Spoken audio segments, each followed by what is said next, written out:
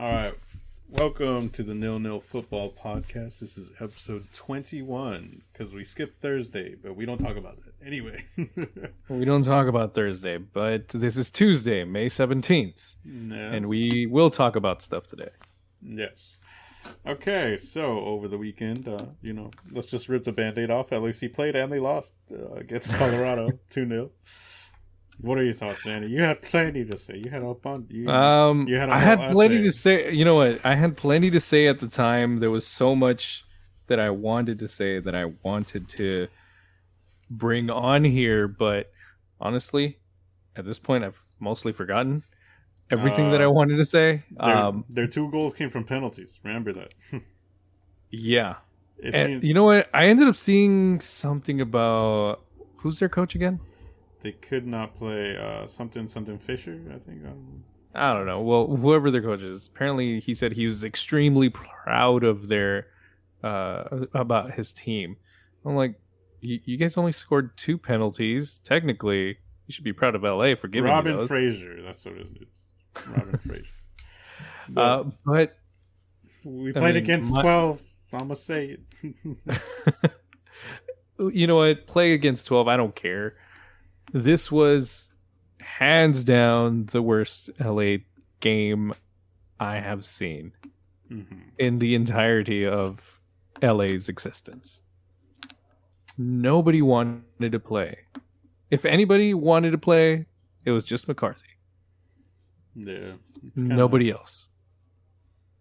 Like I would, if we were to do the ratings for every single player, I would give all of them 0s except for McCarthy. I mean, I don't know about that. I would. Ginella a 10. No, I'm just kidding. I'm expecting a negative in front of that 10. I'm just happy we got 2 decent goalkeepers. Nah. I liked what McCarthy was doing. I mean, if it wasn't for him, Colorado would have probably scored goals on their own. Dude, they hit the post like 7 times. I don't think they would have scored even if we had an open net. But they did score the penalties, so why didn't they do that? Well, I mean, they had 3 chances to score too, so that's true. But no, I was extremely, extremely disappointed with this game. It was easily the worst game I've seen them play. I think you said it. Nobody looked like they wanted to play. Yep. They look tired. They look slow. They couldn't put any passes together. And don't even come at me with the altitude. With altitude or with I'm saving players for Wednesday. No, because the majority of this team, if not all of it, plays on the regular. Subs or starting. So you can't say that this is a completely B team and, the result is because it's a B team. No, this was terrible. And, here's the thing that I hated the most out of this. It wasn't even the team that was on the field playing. It was Cherundolo. Yeah. He had the worst attitude for a coach who was losing. It looked like he absolutely gave up. It looked like he was realizing, oh my God, this is a bigger club that I can handle. Yeah, I would disagree. He threw all his attacking substitutions on, and he changed them around. It just seems like the players didn't respond. Yeah, but it also seemed like he gave up on the team too, because he was sitting down with his hand buried in his face. I also saw him screaming. Yeah, but I think sitting down was just him being disappointed, but I don't think he gave up because he was yelling. And you know what? He was standing up by the end of the game. He should have kept yelling throughout the whole time, but I saw that and I did not like that. Yeah, I don't know. I didn't like it. I wouldn't necessarily see it that way. I'll choose to disagree. Well, if that's going to be the reaction that he has when the team's going down, the way he can't, every single game the team has gone down. Exactly, and he's turned it around. And there's exactly. So why was this any different? Okay, why was his reaction like this? One time where the comeback didn't work, you're upset at him. because you think he gave up when he literally threw all the attacking subs on. Look, I'm not gonna say that it was just him, but I'm saying I did not like the way that he reacted. I'd rather put the blame on the players. I'm putting the blame on the whole team. Like just as much as I blame him, I'm blaming the players. Nah, nobody played to the level that everybody expects them to, and nobody played to the level that they can. I wouldn't judge him because he played the same system that everybody's used to, and they did terribly. So I wouldn't put the blame on him. I think tactically he got it right. It's just the team didn't. There's nothing from the team. I'm just saying I didn't like his attitude. It just wasn't good. Like if I'm on the field, I look over to where the coach is at, and I see him doing that. It's like, oh well, I guess we're giving up then, right? To me, it just looked like disappointment, not giving up. But yeah, and disappointed in himself and the team. Nah, I don't think it's that bad. I mean, it's one game, dude. Yeah, it's one game, but still, nah. Like if he had that attitude, like in a playoff game, then I'd be bothered. But obviously, he rotated the team a bit because he cares more about winning against Austin. Yeah, so but I'll take this loss if it means we win in Austin. If anything, here's the thing: the biggest rotation in this whole team was just the goalie. He outperformed everybody. He didn't start Ilya. The biggest rotation. He started Ginella. I think that's even bigger than rotating the keepers. He started Ginella, but it's not like Ginella was doing terrible in the last two times that he was subbed in. Anybody who sees him playing, starting to show a little bit, it's like, oh yeah, sure. It shows like you're actually alive. Let's put you in the first half to see if you can continue that. Oh no, you're actually still trash in the beginning. So I guess you're going back to the bench so that you can just get subbed in if we need you. It's not that he's terrible. It's more like he hasn't really been good, and then he did one good play in one game, and I don't think that's why he deserved the start. I think he just gave the start to rotate the midfield. That's all. Yeah, and then he brought in Ilya, and still we got nothing. Well, I mean, Ilya gets brought on by the time the rest of the team already had their moon down. Yeah. But usually what happens in the second half? We come back with like a second wind. There was a second wind. I felt it. I felt it so much more deflated the second half. It lasted 6 minutes, that second wind, because I watched everything. And 6 minutes we were playing like we used to, and then after that, just kind of, I think the Colorado had one attack, and after that, the team kind of just, that's where that ended. Oh my God, one attack! We can't handle this team. I guess we should just give up here. No, a lot of like last ditch defending and stuff like that. But we're pretty much tight in shots too. But I don't know. It just wasn't a good game. It just wasn't. It was terrible. But here's the thing: like it would be understandable if, let's say, half of the team was like academy kids who were brought on to fill in for the rotation. Mm-hmm. But it wasn't that.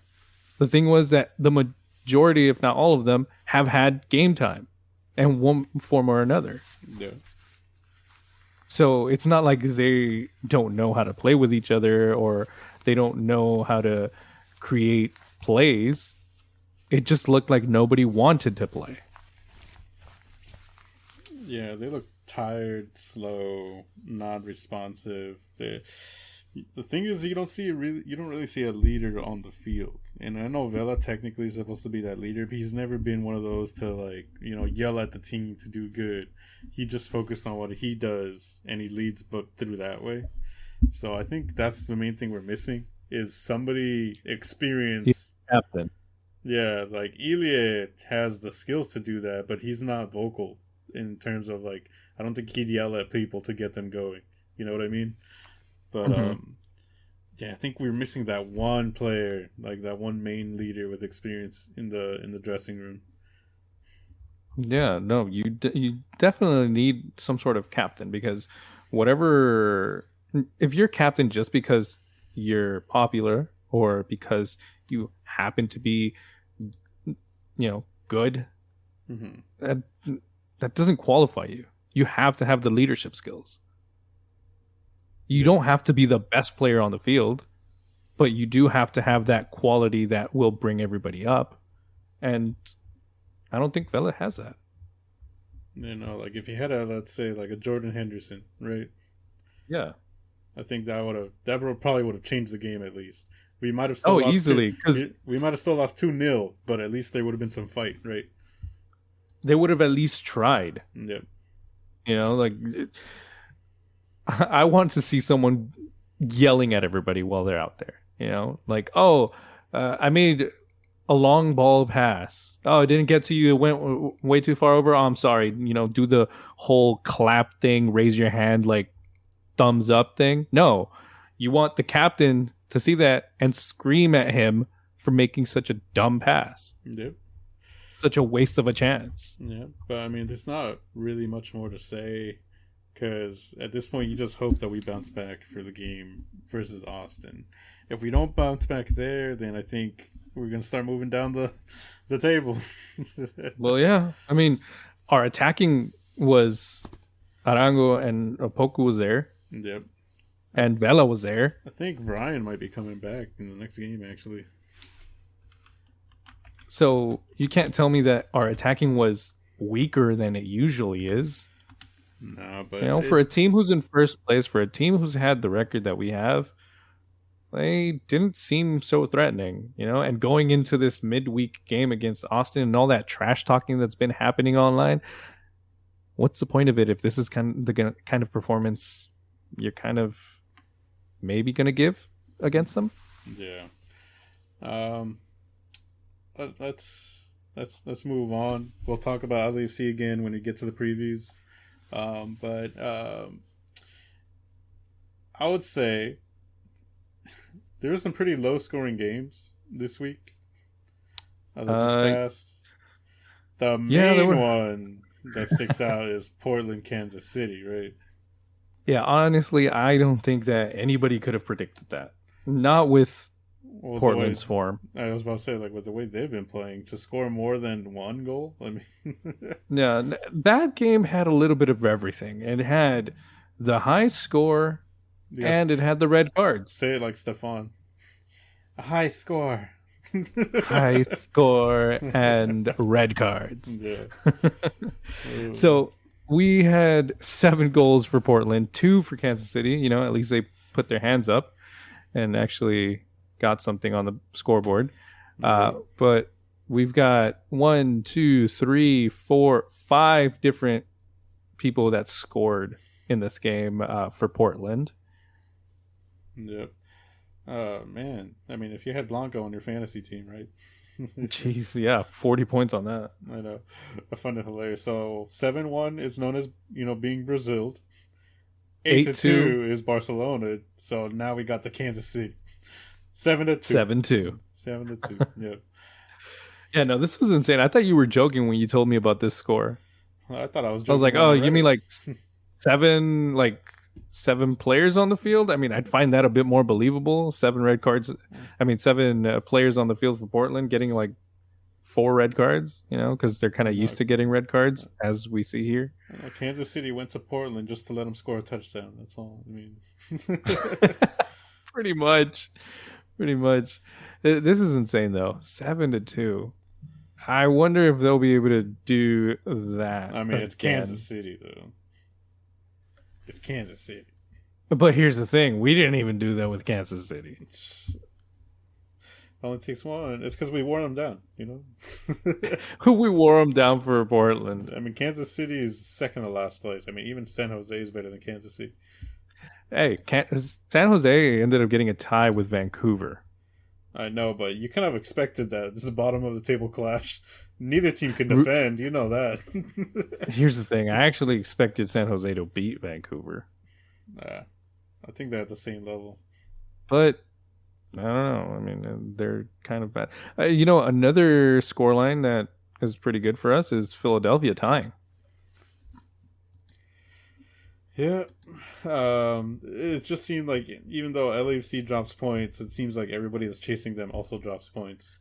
Yeah, and that's the interesting part about that weekend is that everybody, like the top of the table, pretty much remained the same.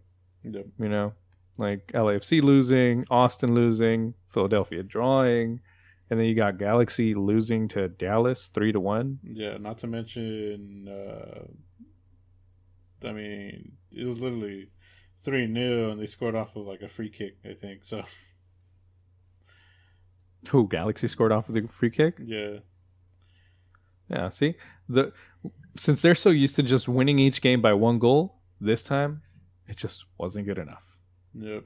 But literally not much action. A lot of draws. A lot of like 2-1s, 1-1, 2-2s. Right. A lot of red cards. Yep. But anyway, I think we can call that. It was I don't know what game week this roundup. This was game 10? week. I actually have no idea. I think it might be 10. Maybe. No, 11. It was game week 11. Okay. All right. Yeah. So let's move on to our little. Well, do you want to talk about any other reviews before we go to previews?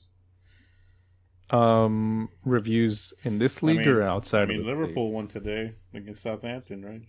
Yes, Liverpool did win against Southampton. It was a pretty good game. Southampton ended up starting that game with a goal. I believe it was in the 9th minute. Beautiful goal, by the way. Even though it did get a deflection off of James Milner, but it was really nice. But then afterward, they just kind of like took their foot off of the gas after Liverpool ended up pulling a goal back, and Liverpool took over the match pretty much. All they needed to do was score one more goal to win it, and the race for the title gets extended until this weekend.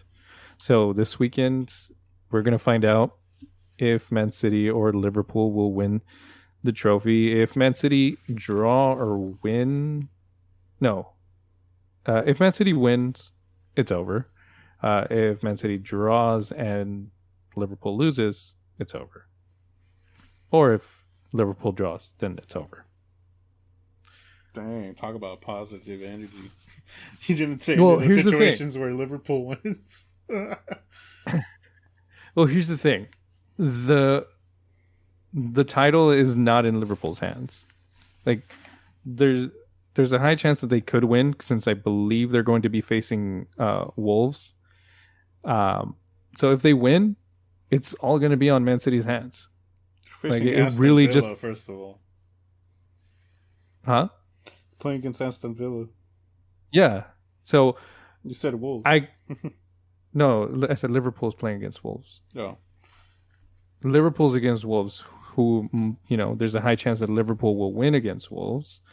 But, once that happens, it's all going to be on Man City's hands if they're going to, win the game or drop points to Aston Villa.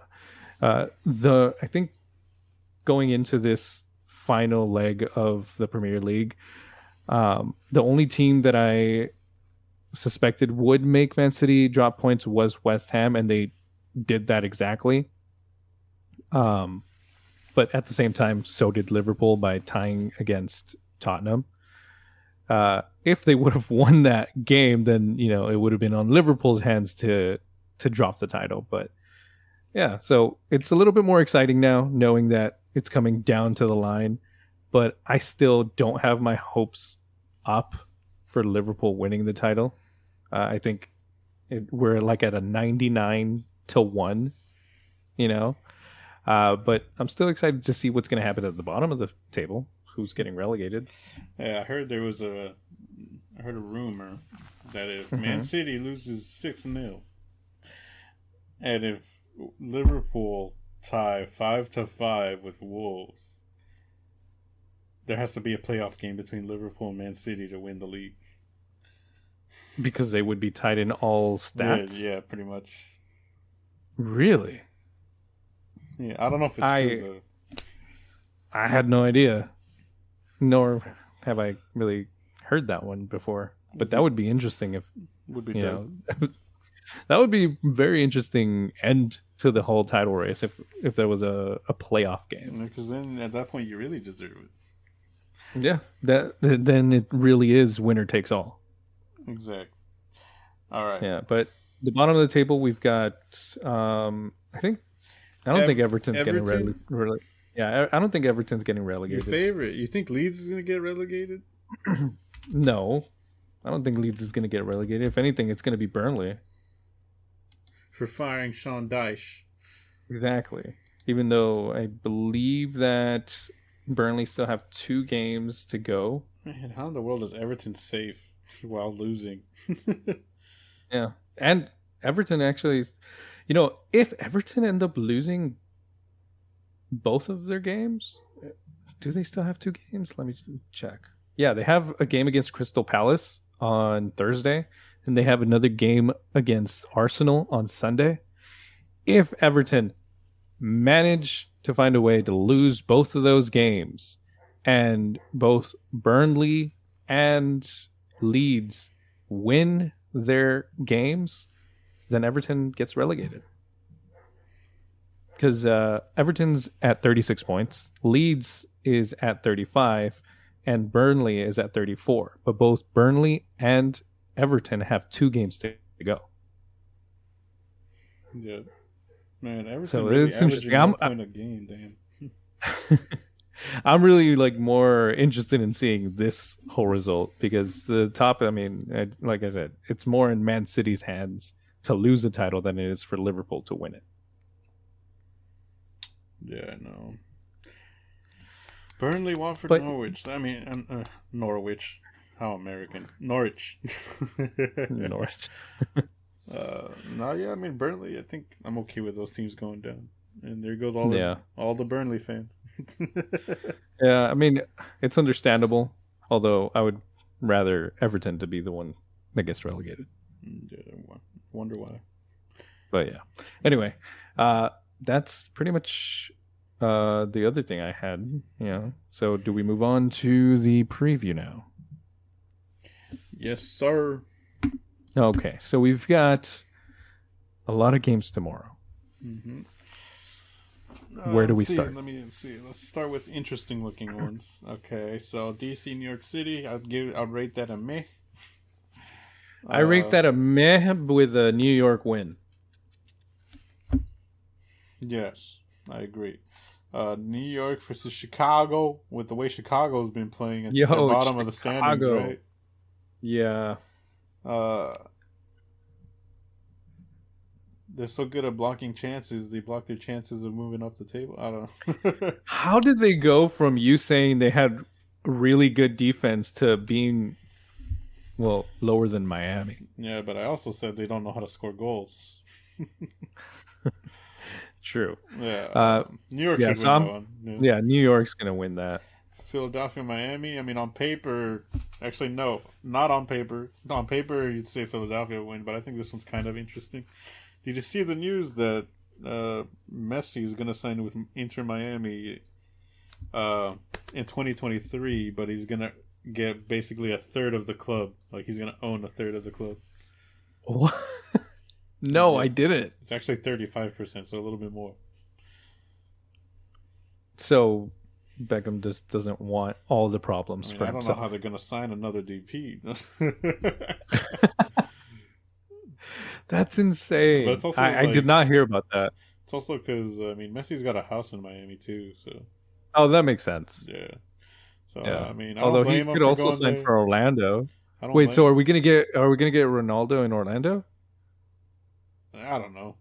Wherever Ronaldo ends up, the MLS is gonna create the schedule in a way to get those teams to play each other like 5 times a season.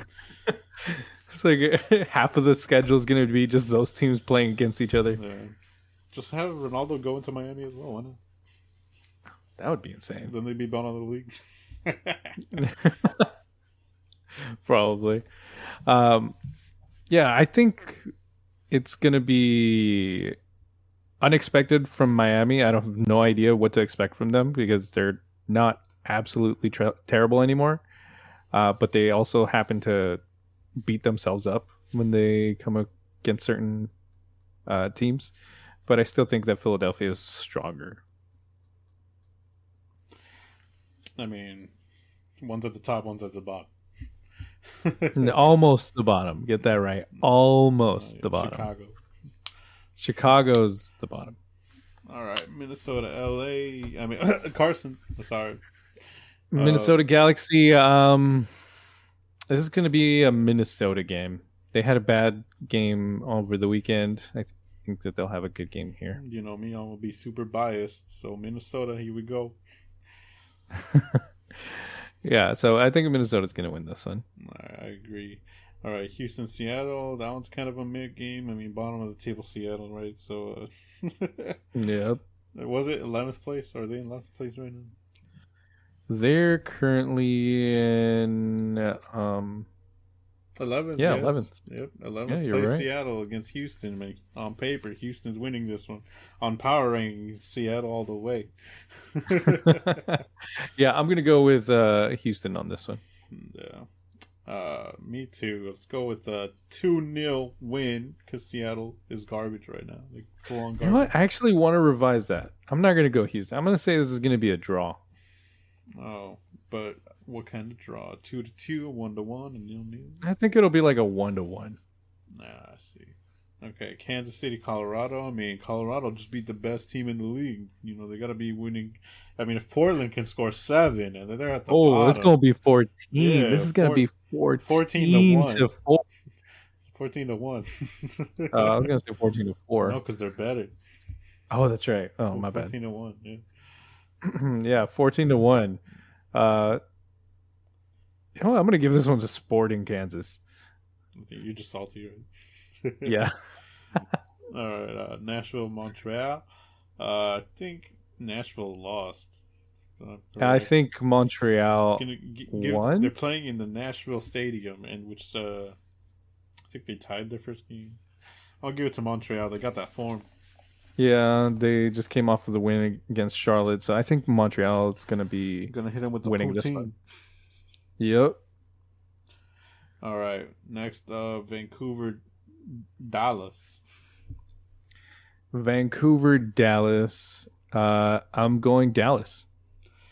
Me too. I mean, one's at the top. They're catching up to us, then they're 1 point behind. Who, Dallas? Yeah. Yeah, so I think Dallas is going to win this one. I don't think that there's too much to look into. I mean, it is Vancouver. Vancouver is, like you said, at the bottom. So, yeah. Tristan Blackman's going to stop them. Is he, though? I don't know. All right. San Jose, Portland. San Jose, I think this will be a draw. And San Jose's coming from the back. I'm going to go 3-2 San Jose. I'm going to go 2-2. All right. And then last but not least, our boys, LAFC versus Austin. If the team decides to show up, they'll win. Yeah. If we get the same team we got over the weekend, say goodbye to first place. I want to make this exciting. I want to eat those breakfast tacos in the morning. Shout out to the lady that sells the breakfast tacos in Austin. Somebody knows who I'm talking about. Still, yeah, I wanna eat those breakfast tacos for dinner because that's when you're supposed to. Anyway, I think that if we get the same LA that we're normally used to seeing, the same form, I think this is going to be a very difficult game, especially with how quick Austin like to be when they're playing. The pace and the rhythm is usually dictated by how much they're pressing and how fast they're coming at you. They're missing missing two key players, one being their midfielder. Who? Austin. Yeah, what midfielder? I forgot his name.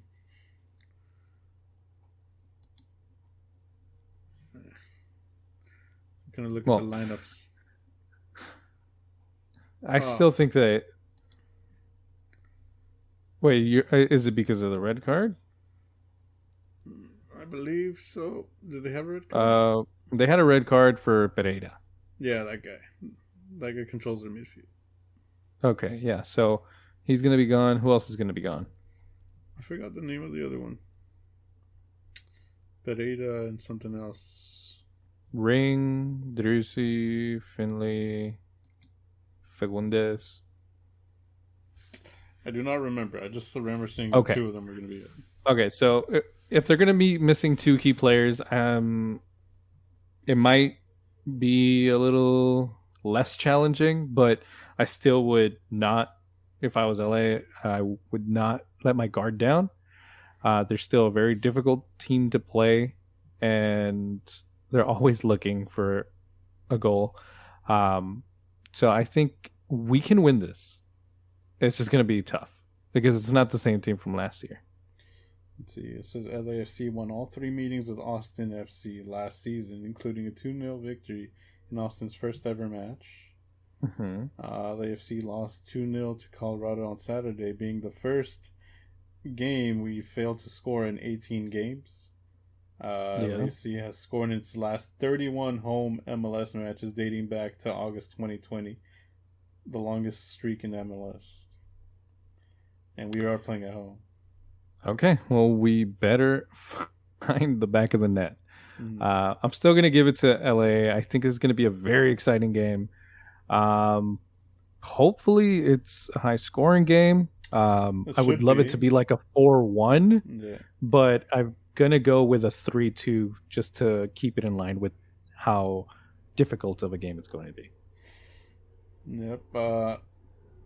In another stat, Austin has 2 wins in its last 19 away games.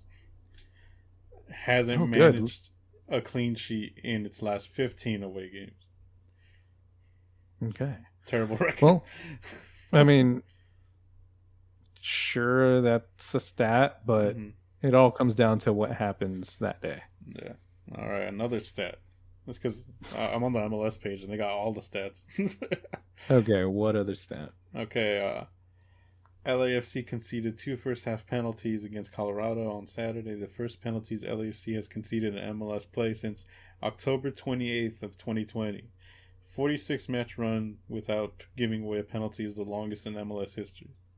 And we decided to do 2 in 1 game. Felt generous. How many penalties have we had in our favor? 0. This season? 0. Yeah, we'll see when we get one. But I'm gonna say it's gonna be 3-2. That's what I'm gonna go for an exciting kind of match. Yeah. I could, like, with what you've said about them missing 2 key players in their midfield and also having not the greatest record when it comes to being an away team, I can easily see this maybe going from a 3-2 to a 4-1, but at the same time keeping in mind with the terrible performance that LA gave over the weekend, if that's the standard that they've set for what to expect tomorrow, then it'll be a much different game. Yep. As long as we play like how we did before the last match, we should win. That's all I'm gonna say. That's the thing it's so troubling in my mind. It's like, how do you go from playing really good to playing like a team who's never even played together before?